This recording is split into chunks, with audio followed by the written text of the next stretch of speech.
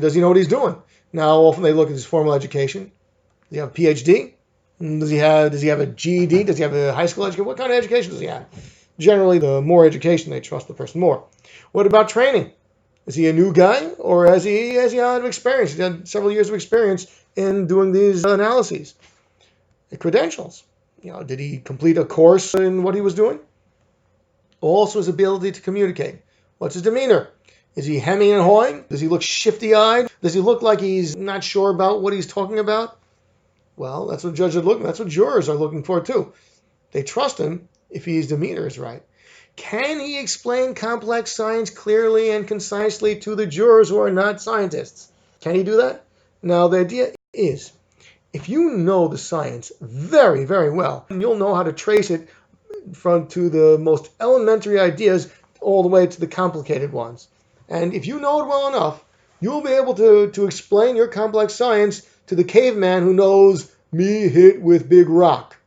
They'll be able to use rock analogies, let's say, to explain exactly what it is, if you understand it well.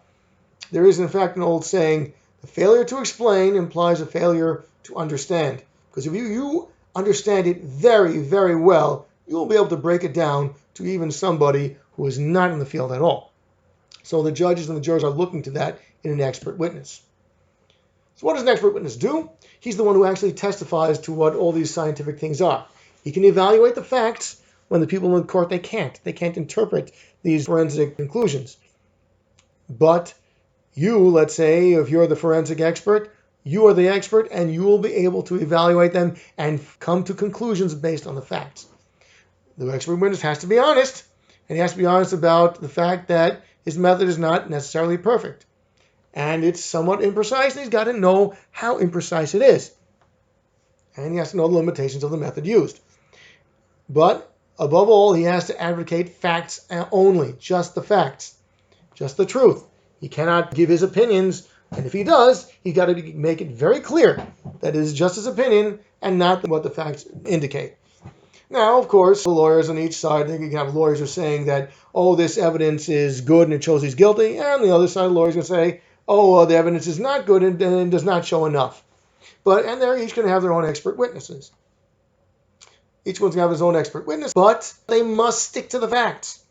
They must stick to the facts and explain how the fact causes the result that they want. The fact may cause the person to be exonerated. They've got to show how that fact does that. And if they think that the fact shows that he's guilty, then they've got to show that. But they must stick to the facts. And generally speaking, they state the facts. They state what the conclusion is based on the facts. And because of that, the court themselves will be able to decide, oh, he was guilty or he's innocent. But they've got to stick to the facts and the science. Now, since it's all coming out of a laboratory, what do you need expert witnesses for? What do you need all this for? Look, the laboratory will give over a report, signed and sealed and all that, and send that to the court. What do you have to bother people for? You can't do that. And that's because we have the Sixth Amendment that states that anyone in court has the right to challenge witnesses against them. And how are you going to challenge a piece of paper?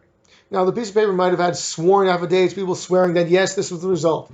But if you can't cross-examine them, the person on trial can't themselves or bring a lawyer to question them and question how good they were at getting this, that was simply not fair and simply against the Sixth Amendment that allows them to challenge the witnesses against them. So this was decided in Melendez-Diaz versus Massachusetts, that you can't just present forensic evidence in the form of a piece of paper.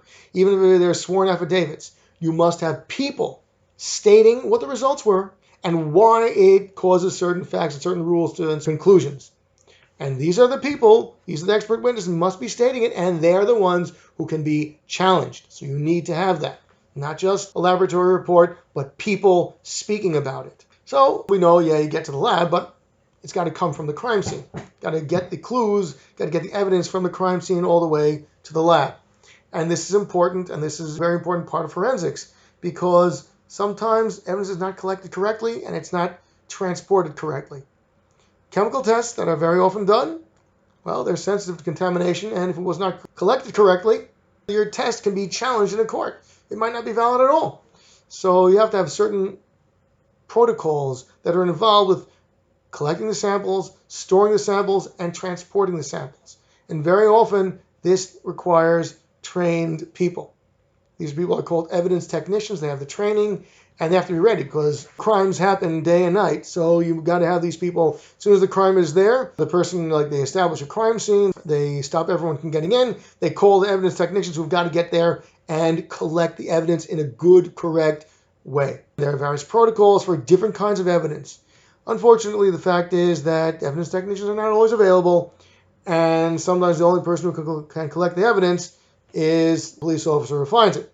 Well, you do what you can, but evidence technicians do exist, getting the evidence from the crime scene to the lab, to the forensics lab.